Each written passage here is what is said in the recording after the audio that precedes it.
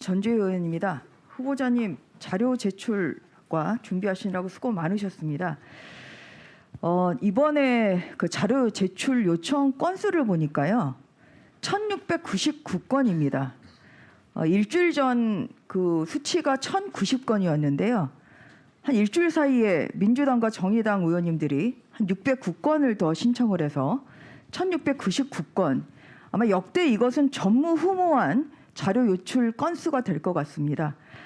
참고로 문재인 정부 당시에 김부겸 총리, 정세균 총리, 이낙연 총리 이 세 분에 대한 총리 후보 인청에서 자료 요출된 것이 세 분 합계해서 916건이었는데요. 이 세 분 합한 것보다 후보자에게 요청된 것이 오히려 한 2배 가까이 많다는 점 말씀을 드리고, 그럼에도 불구하고 어느 정도는 성실히 제출하셨다고 그렇게 보입니다. PPT 보고 좀 여쭤보겠습니다. 예, PPT 준비가 아직 안 됐나요? 예. 먼저 앞서 의원님들이 잠시만요. 이거 시간을 좀 중단해 주시면 좋을 것 같습니다. 이게 좀 PPT 준비가 안 돼 있는데. 예. 앞서 의원님들이 말씀하셨습니다만 문재인 정부 고위 공직 인사 배제 7대 원칙이 있습니다. 병역 번탈, 부동산 투기, 논문 표절, 성범죄, 음주운전, 위장 전입, 탈세. 여기에 후보자 해당하시는 거 있습니까? 없습니다. 네. 참고로 이낙연 당시 그 후보자는 그 배우자의 위장 전입이 있었습니다. 그리고 정세균 후보자는 논문 표절을 스스로 인정했습니다. 2004년 박사학위 논문이 다른 사람의 1991년 석사학위 논문을 그대로 베꼈다는 사실을 인정한 바 있습니다. 김부겸 총리 후보자 역시 자녀들의 4차례에 걸친 위장 전입을 인정한 바 있습니다. 이러한 기준으로 볼 때 후보자께서는 국민의 눈높이에도 맞는 그런 도덕성을 갖추셨다, 이렇게 평가할 수 있을 것 같습니다. 지금 앞서 나온 의혹 중에서 좀 소명을 계속 해야 될 부분이 있어서 한번 좀 여쭤보겠습니다. 부인의 그림품 그 판매와 관련해서 좀 더 여쭤보겠는데요. 이낙연 당시 총리 후보자가 또 역시 이제 부인이 그림 2점을 판 것이 그때 문제가 됐었습니다. 알고 계십니까? 저는 정확히는 모릅니다만은 네.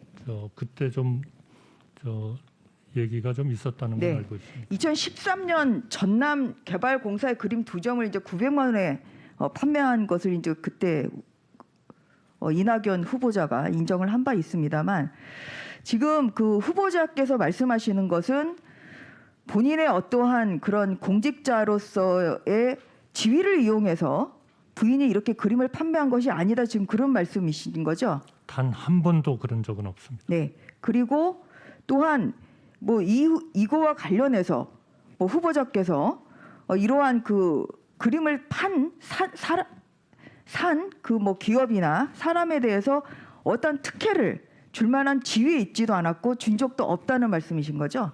단 한 번도 없었고요.